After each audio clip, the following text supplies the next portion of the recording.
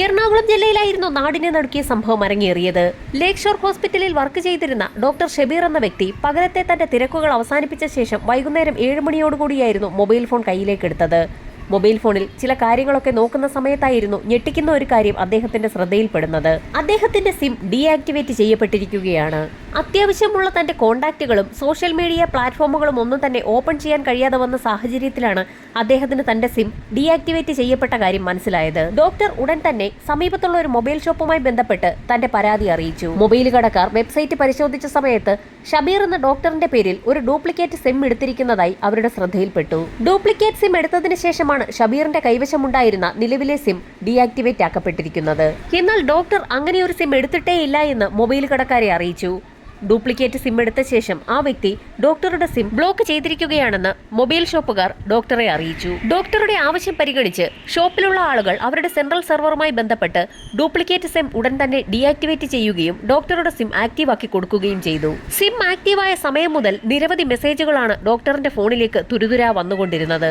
മെസ്സേജുകളിലേക്ക് നോക്കിയ doctor അക്ഷരാർത്ഥത്തിൽ നടുങ്ങിപ്പോയി.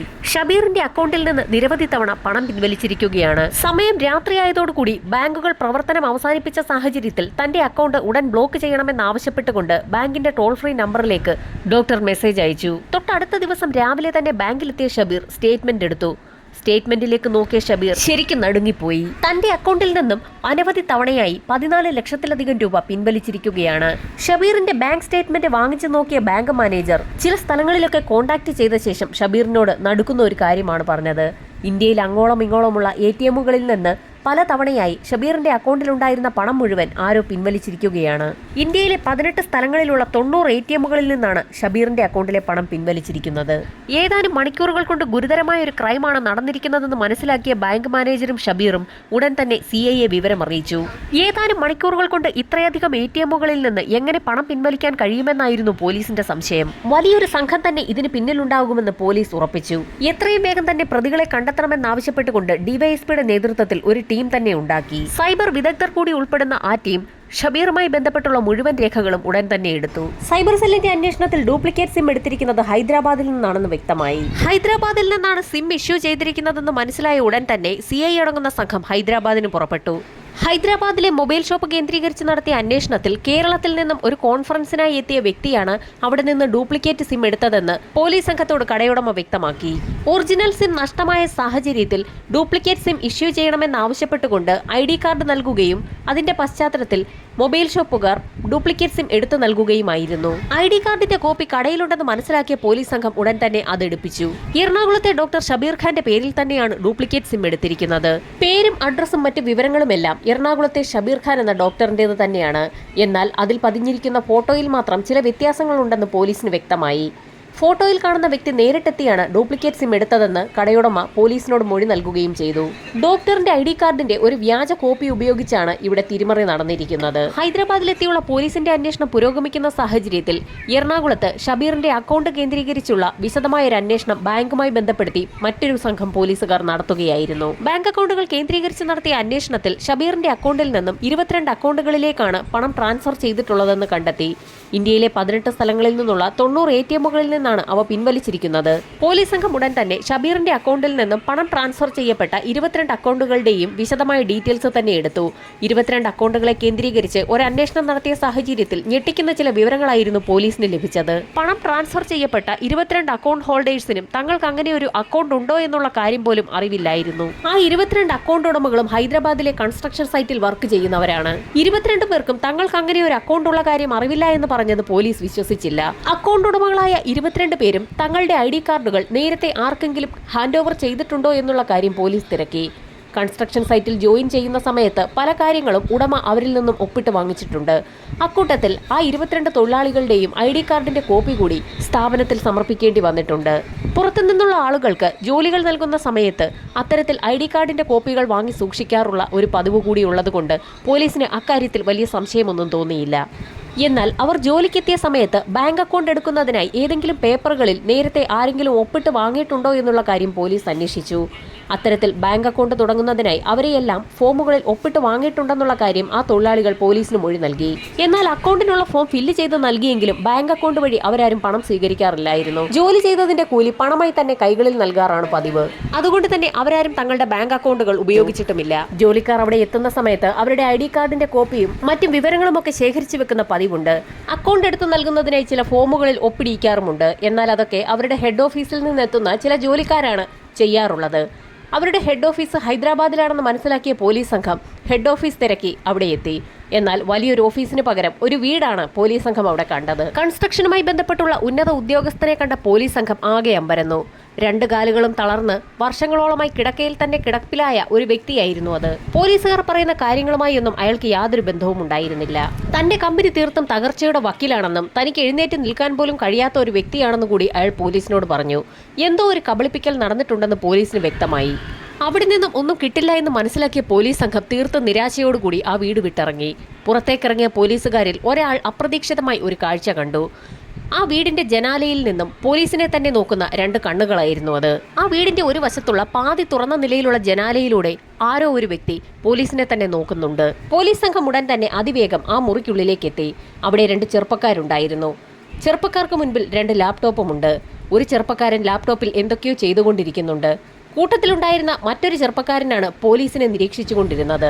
ചെറുപ്പക്കാരിൽ ഒരാളെ കണ്ട CIക്ക് ഒരു സംശയം തോന്നി. നേരത്തെ ഹൈദരാബാദിലെ മൊബൈൽ ഷോപ്പിൽ നിന്നും ഡ്യൂപ്ലിക്കേറ്റ് സിം കാർഡ് എടുത്ത വ്യക്തി നൽകിയിരുന്ന ഷബീറിന്റെ ID കാർഡിന്റെ വ്യാജ കോപ്പിയിലുണ്ടായിരുന്ന വ്യക്തിയുടെ അതേ മുഖഛായ. ലാപ്ടോപ്പോടുകൂടി തന്നെ ആ 2 ചെറുപ്പക്കാരെയും പോലീസ് സംഘം കസ്റ്റഡിയിലെടുത്തു.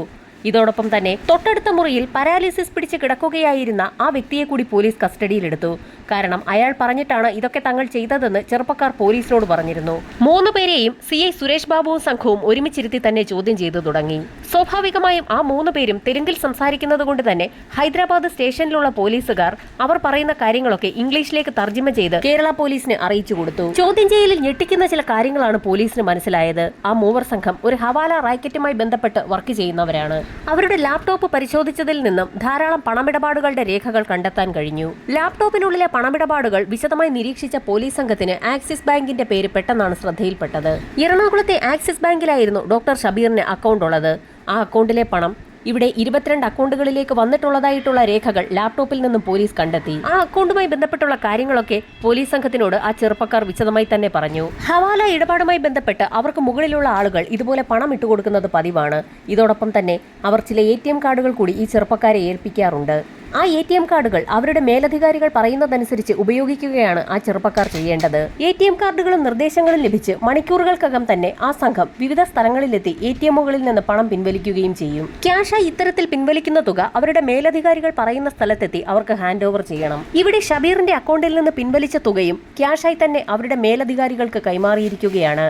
അതിന് തക്കതായ പ്രതിഫലവും കിട്ടിയിട്ടുണ്ട്. പല സ്ഥലങ്ങളിലുള്ള ATMകളിൽ നിന്ന് പണം പിൻവലിക്കാൻ സഹായിച്ച സുഹൃത്തുക്കൾക്കും കൂടി ആ പ്രതിഫലം ഷെയർ ചെയ്യുന്നത് പതിവാണ്. ലഭിക്കുന്ന ATM കാർഡുകൾ ഉപയോഗിച്ച് അതിവേഗം തന്നെ വിവിധ സ്ഥലങ്ങളിലുള്ള ATMകളിൽ നിന്ന് പണം പിൻവലിച്ചു കൊടുക്കുന്ന ജോലി മാത്രമാണ് ഈ ചെറുപ്പക്കാർ ചെയ്തുകൊണ്ടിരിക്കുന്നത്. ATMകളിൽ നിന്ന് പണം പിൻവലിച്ചു കൊടുത്താൽ അതിനൊരു കമ്മീഷൻ നൽകുമെന്ന് പറഞ്ഞതുകൊണ്ട് തന്നെ ആ ജോലി കൃത്യമായി ചെയ്യുന്നതല്ലാതെ അതൊരു തട്ടിപ്പാണെന്ന് തങ്ങൾക്ക് ഇതുവരെ തോന്നിയിട്ടില്ല എന്നും ആ ചെറുപ്പക്കാർ പോലീസിന് മൊഴി നൽകി. സാധാരണയായി ഫോട്ടോ പതിച്ച ID കാർഡുകളാണ് മുകളിലുള്ള ആളുകൾ അവർക്ക് കൊടുക്കാറുള്ളത്. എന്നാൽ ഷബീറിന്റെ കാര്യത്തിൽ മാത്രമാണ് ഷബീറിന്റെ മുഖഛായയുള്ള മിർസ എന്ന യുവാവിനെ കൊണ്ട് ഫോട്ടോ എടുപ്പിച്ച് വ്യാജ ID കാർഡ് നിർമ്മിച്ച് സിം കാർഡ് എടുത്തിരിക്കുന്നത്. മിർസ എന്ന വ്യക്തി സ്വന്തം ഫോട്ടോ ഉപയോഗിച്ച് മറ്റൊരാളുടെ അഡ്രസ്സിൽ ID കാർഡ് എടുത്തപ്പോൾ അത് വ്യാജമാണെന്ന് അയാൾക്ക് മനസ്സിലായില്ല എന്ന് പറയുന്ന കാര്യം തീർത്തും അസ്വാഭാവികമാണെന്നും അതിലെന്തോ ചില കള്ളത്തരങ്ങൾ ഉണ്ടെന്നും പോലീസിന് മനസ്സിലായി. ഷബീർ എന്ന വ്യക്തിയുടെ ID കാർഡും സിമ്മും ഒക്കെ കളഞ്ഞുപോയി എന്ന് മുകളിൽ നിന്ന് പറഞ്ഞതുകൊണ്ടാണ് അത്തരത്തിലൊരു കാര്യം ചെയ്യാൻ താൻ നിർബന്ധിതനായതെന്നും മിർസ പോലീസിന് മൊഴി നൽകി. ഷബീറിന്റെ അക്കൗണ്ടിൽ നിന്ന് പിൻവലിച്ച പണം മുഹമ്മദ് അലി എന്ന വ്യക്തി ഹൈദരാബാദിലെത്തി അവരുടെ കയ്യിൽ നിന്നും വാങ്ങുകയായിരുന്നു. മുഹമ്മദ് അലി പലപ്പോഴും കൽക്കട്ടയിലാണ് ഉണ്ടാകാറുള്ളത്. ഈ സമയത്ത് ATMകളിൽ നിന്ന് പിൻവലിക്കുന്ന പണം സംഘങ്ങൾ കൽക്കട്ടയിലെത്തി മുഹമ്മദ് അലിക്ക് കൈമാറാറാണ് പതിവ്. ഏതു വിധേനയും മുഹമ്മദ് അലിയെ പിടികൂടണമെന്ന് തീരുമാനിച്ച കേരള പോലീസ് മിർസയുമായി ചേർന്ന് ഒരു പ്ലാൻ തയ്യാറാക്കി. CI അടങ്ങുന്ന സംഘം ആ 3 സംഘത്തിനെയും കൊണ്ട് അങ്ങനെ കൽക്കട്ടയിലെത്തി. കൽക്കട്ട റെയിൽവേ സ്റ്റേഷനിൽ വെച്ചാണ് സാധാരണയായി മുഹമ്മദ് അലിയെ മിർസ കണ്ടുമുട്ടാറുള്ളത്. പോലീസിന്റെ നിർദ്ദേശപ്രകാരം ചില അത്യാവശ്യ കാര്യങ്ങൾ സംസാരിക്കാനുണ്ടെന്ന് പറഞ്ഞുകൊണ്ട് തന്നെ മിർസ മുഹമ്മദ് അലിയെ കൽക്കട്ടയിലെ റെയിൽവേ റെയിൽവേ സ്റ്റേഷനിലേക്ക് വിളിച്ചു വരുത്തി. മിർസയുമായി പോലീസ് സംഘം റെയിൽവേ സ്റ്റേഷനിലെത്തി ഏതാനും മണിക്കൂറുകൾക്കകം തന്നെ മുഹമ്മദ് അലിയും അവിടെ എത്തി. മിർസയ്ക്കൊപ്പം ഉണ്ടായിരുന്ന വേഷം മാറിയ പോലീസ് സംഘത്തെ മുഹമ്മദ് അലി തിരിച്ചറിഞ്ഞതുമില്ല. ഏതാനും നിമിഷങ്ങൾക്കകം തന്നെ മുഹമ്മദ് അലിയെ പോലീസ് കസ്റ്റഡിയിലെടുത്തു. മുഹമ്മദ് അലിയും യഥാർത്ഥത്തിൽ ഹവാല പണമിടപാടിന്റെ ഒരു കണ്ണി മാത്രമാണ്. അയാൾക്ക് കിട്ടുന്ന ടാസ്കുകളാണ് അയാൾ മിർസയെപ്പോലുള്ള ആളുകൾക്ക് വീതം വെച്ച് കൊടുക്കുന്നത്. ഹവാല ഇടപാടുമായി ബന്ധപ്പെട്ട് നിരവധി ആളുകളാണ് ഇവർക്കൊപ്പമുള്ളത്. അതുകൊണ്ടാണ് ഒരേ സമയം 90 ATMകളിൽ നിന്നൊക്കെ പണം തട്ടിയെടുക്കാൻ ഇവർക്ക് കഴിയുന്നത്. മുഹമ്മദ് അലിയെ ചോദ്യം ചെയ്തപ്പോൾ ഞെട്ടിക്കുന്ന ചില വിവരങ്ങളാണ് പോലീസിന് ലഭിച്ചത്. മിർസയെ പോലെയുള്ള ആളുകൾ ATMകളിൽ നിന്ന് കളക്ട് ചെയ്യുന്ന പണം മുഹമ്മദ് അലിയെ ഏൽപ്പിക്കും. അയാളുടെ കമ്മീഷൻ എടുത്ത ശേഷം മുഹമ്മദ് അലി ആ പണം കൽക്കട്ടയിൽ തന്നെയുള്ള അയൻ മുഖർജി എന്നൊരു വ്യക്തിക്കാണ് കൈമാറാറുള്ളത്. ഹവാല ഇടപാടുമായി ബന്ധപ്പെട്ട് ഏറ്റവും താഴേക്കിടയിലുള്ള വ്യക്തികൾക്ക് അവർക്ക് മുകളിലുള്ള വ്യക്തികളെക്കുറിച്ച് ഒരറിവും ഉണ്ടായിരിക്കുകയില്ല. ഒരു തരത്തിലും പോലീസ് അന്വേഷണം മുകൾ തട്ടിലുള്ള ആളുകളിലേക്ക് എത്താതിരിക്കാൻ വേണ്ടിയാണ് അവർ ഇത്തരത്തിലുള്ള ഇടപാടുകൾ നടത്തുന്നത്. യഥാർത്ഥത്തിൽ മുഹമ്മദ് അലിക്ക് അയാൾക്ക് മുകളിലുള്ള മുഖർജി എന്ന വ്യക്തിയെ അങ്ങനെ അങ്ങ് കോണ്ടാക്ട് ചെയ്യാൻ കഴിയുമായിരുന്നില്ല. താഴേക്കിടയിലുള്ള കണ്ണികൾക്ക് മുകളിലോട്ടുള്ള ആളുകളെ അങ്ങനെ അങ്ങ് കോണ്ടാക്ട് ചെയ്യാൻ കഴിയില്ല. മുകളിലുള്ള വ്യക്തികൾ അവർക്ക് താഴെയുള്ള ജോലിക്കാർക്ക് പല ടാസ്കുകളും കൊടുക്കാറാണ് പതിവ്. അതുകൊണ്ട് തന്നെ മുഖർജി മുഹമ്മദ് അലിയെ വിളിക്കുന്നതും കാത്ത് പോലീസ് സംഘം ഇരുന്നു. പോലീസ് സംഘം അങ്ങനെ കാത്തിരിക്കുന്ന സമയത്താണ് മുഖർജിയുടെ ഒരു ഫോൺ കോൾ മുഹമ്മദ് അലിയെ തേടിയെത്തുന്നത്. കൽക്കട്ടയിലെ തന്നെ ഹൗറ ബ്രിഡ്ജിന് സമീപത്തുള്ള ഒരു പാർക്കിൽ വൈകുന്നേരം 4 മണിയോടുകൂടി മുഹമ്മദ് അലി എത്തണമെന്നായിരുന്നു മുഖർജി ഫോണിൽ പറഞ്ഞത്. വേഷം മാറിയ പോലീസ് സംഘം മുഹമ്മദ് അലിയുമായി മുഖർജിയെ പിടികൂടാനായി ഹൗറ ബ്രിഡ്ജിന് സമീപമെത്തി. വൈകുന്നേരം 4 മണി പിന്നിട്ട സമയത്ത് തന്നെ പറഞ്ഞതുപോലെ മുഖർജി സ്ഥലത്തെത്തി. വേഷപ്രച്ഛന്നരായി നിന്നിരുന്ന കേരള പോലീസ് അതിവിദഗ്ധമായി തന്നെ അയൻ മുഖർജിയെ പിടികൂടി. മുഖർജിയെ കസ്റ്റഡിയിലെടുത്ത് പോലീസ് സംഘം വിശദമായി തന്നെ ചോദ്യം ചെയ്തെങ്കിലും പ്രതീക്ഷയ്ക്ക് വകയുള്ളതൊന്നും തന്നെ പോലീസിന് മുഖർജിയിൽ നിന്ന് ലഭിച്ചില്ല. പക്ഷേ അയാളുടെ മൊബൈൽ ഫോൺ കേന്ദ്രീകരിച്ച് അന്വേഷണം നടത്തിയപ്പോൾ അയാളുടെ ഒരു മെയിലിലേക്ക് വന്ന ചില മെസ്സേജുകൾ പോലീസിന്റെ ശ്രദ്ധയിൽപ്പെട്ടു. ഫെലിക്സ് എന്ന വ്യക്തിയുടെ മെയിലുകളാണ് മുഖർജിയുടെ ഫോണിലേക്ക് വന്നിരിക്കുന്നത്. അയാളാണ് തങ്ങൾക്ക് നിർദ്ദേശങ്ങൾ നൽകുന്നതെന്ന് മുഖർജി പോലീസിന് മൊഴി നൽകി. എന്നാൽ ഫെലിക്സിനെ നേരിട്ട് കണ്ടുള്ള പരിചയമൊന്നും മുഖർജിക്കില്ല. മെയിലിലൂടെ മാത്രം പരിചയമുള്ള ഫെലിക്സ് നൽകുന്ന നിർദ്ദേശങ്ങളാണ് മുഖർജിയും അയാൾക്ക് താഴെയുള്ള മറ്റുള്ള ആളുകളും അനുസരിക്കുന്നത്. പോലീസിന് തീർത്തും അമ്പരപ്പാണ് അക്കാര്യത്തിൽ തോന്നിയത്. ഫെലിക്സ് എന്ന വ്യക്തിയെക്കുറിച്ച് കേട്ടപ്പോൾ തന്നെ ഹൈദരാബാദ് പോലീസിനൊരു സംശയം തോന്നി. ഫെലിക്സ് എന്ന വ്യക്തി ഹൈദരാബാദ് ജയിലിലാണ് യഥാർത്ഥത്തിൽ ഉള്ളതെന്ന് പോലീസ് സംഘം കേരള പോലീസിന് നിർദ്ദേശം നൽകി. ഹവാല ഇടപാടുമായി ബന്ധപ്പെട്ട ഒരു ഫെലിക്സ് കുറെ കാലങ്ങളായി ഹൈദരാബാദ് പോലീസിന്റെ തന്നെ കസ്റ്റഡിയിലാണ്. കൽക്കട്ടയിൽ നിന്നും പോലീസ് സംഘം ഫെലിക്സിനെ കാണുന്നതിനായി ഹൈദരാബാദിലേക്ക് പുറപ്പെട്ടു. കാലങ്ങളോളമായി ജയിലിൽ കഴിയുന്ന ഫെലിക്സിനെ പോലീസ് സംഘം വിശദമായി തന്നെ ചോദ്യം ചെയ്തു. എന്നാൽ മുഖർജി എന്നൊരു വ്യക്തിയെ തനിക്ക് പരിചയമില്ല എന്നും പോലീസ് പറയുന്ന കാര്യങ്ങളൊന്നും തനിക്ക് മനസ്സിലാകുന്നില്ല എന്നും അയാൾ പറഞ്ഞു. ഫെലിക്സിന്റെ അക്കൗണ്ടിൽ നിന്ന് നിരവധി മെയിലുകൾ പോയിട്ടുണ്ടെന്ന് പോലീസ് പറഞ്ഞപ്പോൾ താൻ കാലങ്ങളോളമായി ജയിലിലാണെന്നും ജയിലിൽ കിടക്കുന്ന താൻ എങ്ങനെയാണ് ആളുകൾക്ക് മെയിൽ അയക്കുന്നതെന്നും ഫെലിക്സ് തിരിച്ച് പോലീസിനോട് ചോദിച്ചു. അത് ശരിയാണെന്ന് തോന്നിയ പോലീസ് സംഘം ഫെലിക്സിന്റെ മെയിൽ വിശദമായി തന്നെ സൈബർ സെല്ലിന്റെ സഹായത്തോടു കൂടി പരിശോധിച്ചു. എന്നാൽ ഫെലിക്സിന്റെ മെയിലിൽ നിന്നും അയാൾ സ്ഥിരമായി മുഖർജിയെ കോൺടാക്ട് ചെയ്തതിന്റെ എല്ലാ തെളിവുകളും പോലീസ് നേരിട്ട് കണ്ടതാണ്. എന്നിട്ടും തങ്ങൾക്ക് എവിടെയാണ് തെറ്റുപറ്റിയതെന്ന് പോലീസ് വിശദമായി തന്നെ ഒന്ന് ചിന്തിച്ചു. സൈബർ സെല്ലിന്റെ അന്വേഷണത്തിൽ ഞെട്ടിക്കുന്ന ചില കാര്യങ്ങളാണ് കണ്ടെത്താൻ കഴിഞ്ഞത്. ഫെലിക്സ് എന്ന വ്യക്തിയുടെ മെയിൽ ID ഹാക്ക് ചെയ്ത് മറ്റാരോ ഉപയോഗിക്കുകയാണ്. അത്തരത്തിൽ ഉപയോഗിക്കുന്ന വ്യക്തിയുടെ IP അഡ്രസ്സും അതാരാണ് ഉപയോഗിക്കുന്നതെന്നും സൈബർ സെല്ല് കണ്ടെത്തി. നൈജീരിയക്കാരനായ ഒരു ആന്റണി എന്ന വ്യക്തിയാണതെന്ന് പോലീസ് മനസ്സിലാക്കി. ഫെലിക്സ് എന്ന പേരിൽ അയാൾ ഇനിയും മുഖർജിയെ കോൺടാക്ട് ചെയ്യുന്ന സമയത്ത് അയാളെ പിടികൂടാൻ തന്നെ പോലീസ് സംഘം തീരുമാനിച്ചു. ആന്റണിയുടെ മെയിലിനായി കേരള പോലീസ് ഒരാഴ്ച ഹൈദരാബാദിൽ കാത്തിരുന്നിട്ടും ഒരു ഫലവും ഉണ്ടാകാത്ത സാഹചര്യത്തിൽ കസ്റ്റഡിയിൽ ലഭിച്ച പ്രതികളുമായി പോലീസ് സംഘം എറണാകുളത്തേക്ക് തന്നെ മടങ്ങി. പ്രതികളെ കസ്റ്റഡിയിലെടുത്ത് 90 ദിവസം പിന്നിട്ടിട്ടും ആന്റണി കോൺടാക്ട് ചെയ്യാത്ത സാഹചര്യത്തിൽ കേസ് ഫയൽ പൂർത്തിയാക്കാൻ പോലീസിന് കഴിയാതെ വന്നു. കുറ്റപത്രം കോടതിയിൽ സമർപ്പിക്കാൻ കഴിയാതെ വന്നതോടുകൂടി അറസ്റ്റ് ചെയ്യപ്പെട്ട എല്ലാ വ്യക്തികൾക്കും സ്വാഭാവികമായി കോടതി ജാമ്യം അനുവദിച്ചു. ജാമ്യം അനുവദിച്ച പ്രതികൾ രാജ്യത്തിന്റെ വിവിധ ഭാഗങ്ങളിലേക്ക് പോയിട്ടും പോലീസ് സംഘം ആന്റണിക്കായി കാത്തിരിക്കുകയാണ്. കേസ് ക്ലോസ് ചെയ്യാൻ കഴിയാതെ അന്വേഷണം ഇപ്പോഴും നടക്കുകയാണ്. അത് മാത്രവുമല്ല, പണം നഷ്ടപ്പെട്ട ഷബീറിന് ഇതുവരെയും തന്റെ പണം തിരികെ ലഭിച്ചതുമില്ല. വൈകാതെ തന്നെ ആന്റണി വലയിൽ വീഴുമെന്ന് തന്നെ പ്രതീക്ഷിക്കാം.